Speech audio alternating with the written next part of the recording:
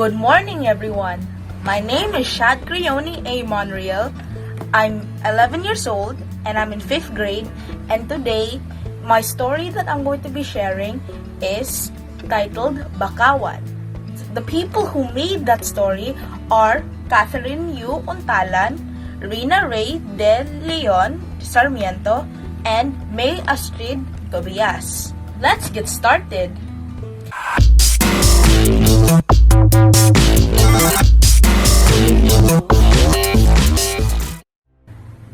Different animals live in Bakawan.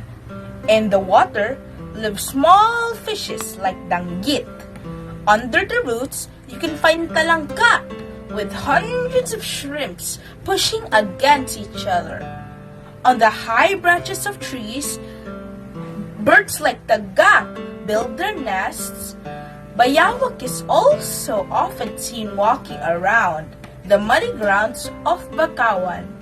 Animals lead peaceful lives in Bakawan. Their resources are bountiful and their habitat is safe. Among all the animals, tagak is the most curious and most daring.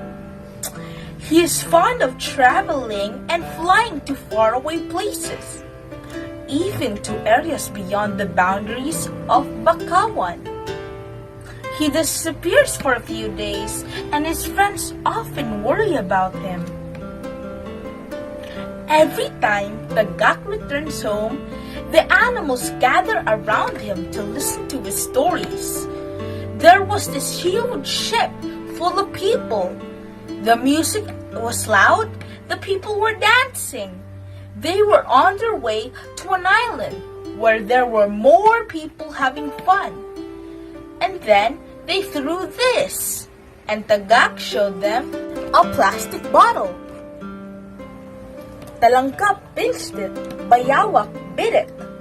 "What is this for?" asked Danggit. "This is where they put the water," said Tagak. "They drink from it." "Water? But we are surrounded by water. Why do they need to put the water in a bottle?" wondered Danggit. Tagak left for another journey. This time, he brought home a shiny plastic bag. "What is that for?" asked Danggit. "I don't know, but I find it pretty. I will hang this on my nest as a decoration." One day, while the animals were talking, Bayawak arrived with a big gash on his tail. "What happened to you?" Danggit worriedly asked. Talangka looked at the wound of poor Bayawak. "I saw something like the bottle that Tagak brought home," said Bayawak. "I tried to get it, but it did not notice that it had sharp edges." "Oh no," said Talangka. "The same thing happened to Danggit yesterday. He said that there were too many of those shiny things that Tagak had been bringing them, and now they were floating on the water. He almost got caught inside one of those plastic bags. It was fortunate that some shrimps were passing by and they helped him." When the animals gathered, everyone came except Tagak. "Our home has become unsightly," said Danggit. "It has also become unsafe to live in." Bayawak said as he showed his wounded tail. "It wasn't like this before." Talangka said. "Why don't we restore it to the way it was?" asked Danggit. "I agree. Let's dispose of the things that did not used to be in Bakawan," suggested Bayawak. And they all agreed that they should clean up Bakawan. They began picking up different objects that were scattered all over Bakawan. They searched for something that could contain the bottles, plastic bags, and cans they collected. They saw a big net and used it as a container. While they were picking up trash, they saw something floating in the water. It was huge with patches of white and black. They went closer. It was Tagak. He was unconscious and his feathers were covered with thick black liquid. "What do you think happened?" they wondered as they brought Tagak back to Bakawan. The animals divided up the responsibilities among themselves. Some of them took care of Tagak, while others continued getting the trash. Tagak woke up a few moments later. I saw a ship, he told them. There was black liquid leaking from one side. I went closer to look at it, but I got stuck to it. It was heavy. I couldn't fly until I passed out. The animals shivered from fear. They all thought that they should be careful of this black liquid. At last, the animals were able to gather all the trash scattered around Bakawan. They placed everything inside the net.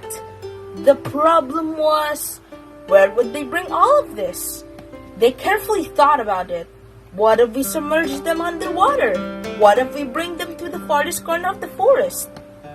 It was the Gak who thought of a solution to their problem. In one town, there's a place where people segregate their waste so they can reuse them, he said. Plastic bottles are gathered together. Cans are also gathered together. The same thing is done to plastic bags. Then, someone collects these and recycles them into containers. They even use the materials entirely new ways. The animals agreed to bring their trash there, and so the Gak assembled all the other birds and even bats. He asked for their help in carrying the net filled with trash. One night, while the people were fast asleep, they brought the net to the area that the Gak described. When they got there, they themselves segregated the trash just like the way people do it. Bakawan was restored to its former beauty. It was clean, safe, and bountiful in resources. From then on, the animals no longer collected trash, and they maintained the cleanliness of their community. The end.